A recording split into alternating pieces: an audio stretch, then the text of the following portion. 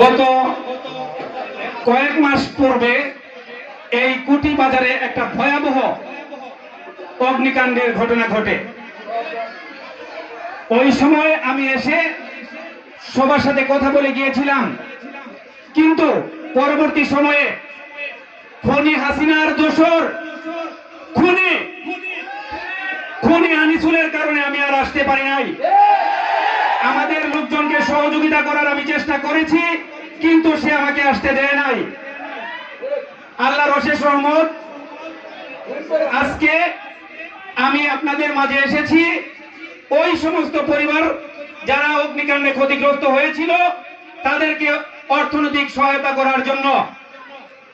প্রিয় কুটি ইউনিয়নবাসী, আমি অভিভূত, আপনাদের ভালোবাসায় আমি মুগ্ধ। হাজার হাজার মানুষ, যেটা আমি আশা করেছিলাম তার চেয়ে অনেক বেশি মানুষের আজকে আপনারা সম্মেলন ঘটিয়েছেন।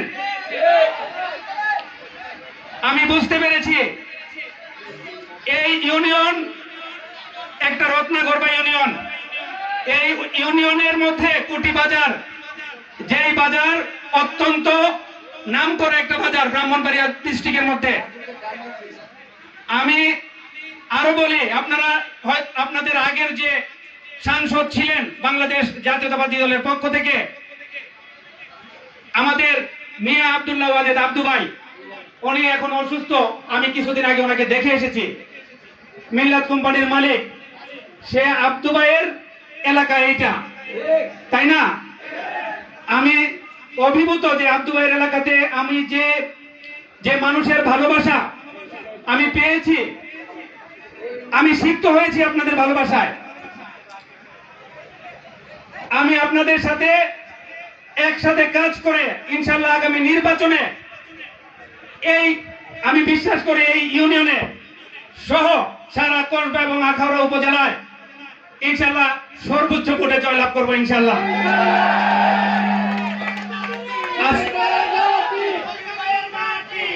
আজকে এই প্রোগ্রাম আমার আত্মবিশ্বাসকে আরো বাড়িয়ে দিয়েছে। আমার আত্মবিশ্বাস অনেক গুণ বৃদ্ধি পেয়ে গিয়েছে। আপনারা জানেন আমি গুম হয়েছিলাম।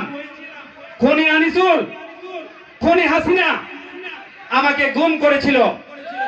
আমাকে মেরে ফেলার জন্য 3 বার চেষ্টা করা হয়েছিল। আল্লাহর অশেষ রহমত, আমার প্রিয় নেতা দেশনায়ক তারেক রহমানের সরাসরি হস্তক্ষেপের কারণে এবং পার্টি থেকে বারবার আমাদের প্রিয় নেতা অ্যাডভোকেট রুহুল কবির রিজভী ভাইয়ের বারবার প্রেস কনফারেন্সের কারণে এবং আপনাদের সাংবাদিকদের সার্বিক সহযোগিতার কারণে সেদিন তারা আমাকে হজম করতে পারে নাই। আল্লাহর অশেষ রহমত আমাকে আপনাদের মাঝে ফিরিয়ে দিয়েছে এবং আমার বাকিটা জীবন ইনশাআল্লাহ আপনাদের সেবায় নিয়োজিত থাকার সিদ্ধান্ত নিয়েছি। প্রিয় ভাইয়েরা আমার, গুম শব্দটা 2 অক্ষরের একটা শব্দ। এটার তাৎপর্য অনেক ভয়াবহ, অনেক কঠিন একটা শব্দ। কোন মানুষ যদি গুম হয়, তার পরিবার ডিক্লার পায় না সেই লোকটা বেঁচে আছে না মরে আছে। তার স্বাভাবিক জীবন যাপন সম্পূর্ণ নষ্ট হয়ে যায়। সে যদি বেঁচেও থাকে, তার ব্যাংকিং কার্যক্রম, ব্যবসায়িক কার্যক্রম, পারিবারিক অনিশ্চয়তা, একটা মানুষের ওই পরিবারটার মধ্যে একটা ধ্বংসের ছায়া নেমে আসে। খুনি হাসিনা তার ক্ষমতাকে দীর্ঘায়িত করার জন্য তার কিছু সংখ্যক দূষরদেরকে সাথে নিয়ে সে আমাদের মাঝে 2040 না 41 সালের একটা রূপরেখা তৈরি করে ফেলেছিল। তার টার্গেট ছিল সে বারবার অবৈধভাবে ক্ষমতায় বসে থেকে সে আজীবন ক্ষমতায় থাকবে। ক্ষমতা দেওয়ার মালিক আল্লাহ এবং ক্ষমতা কেড়ে নেওয়ার মালিক আল্লাহ। আল্লাহ পাক পবিত্র কোরআন শরীফে বলেন, বিসমিল্লাহির রহমানির রহিম, কুলিল্লাহুম্মা মালিকাল মুলকি তুতিল মুলকা মান তাশাউ ওয়া তানজিউল মুলকা মিম্মান তাশাউ ওয়া তুইজ্জু মান তাশাউ ওয়া তুযিল্লু মান তাশাউ বিয়াদিকাল খায়র ইন্নাকা আলা কুল্লি শাইইন কাদির। তুলিজুল লাইলা ফিন নাহারি ওয়া তুলিজুন নাহারা ফিল লাইলি ওয়া তুখরিজুল হাইয়া মিনাল মাইতি ওয়া তুখরিজুল মাইতা মিনাল হাইয়্যি ওয়া তারযুকু মান তাশাউ বিগাইরি হিসাব। আল্লাহ যাকে খুশি ক্ষমতা দেন, সম্মান দেন, যাকে খুশি তার কাছ থেকে সম্মান কেড়ে নেন।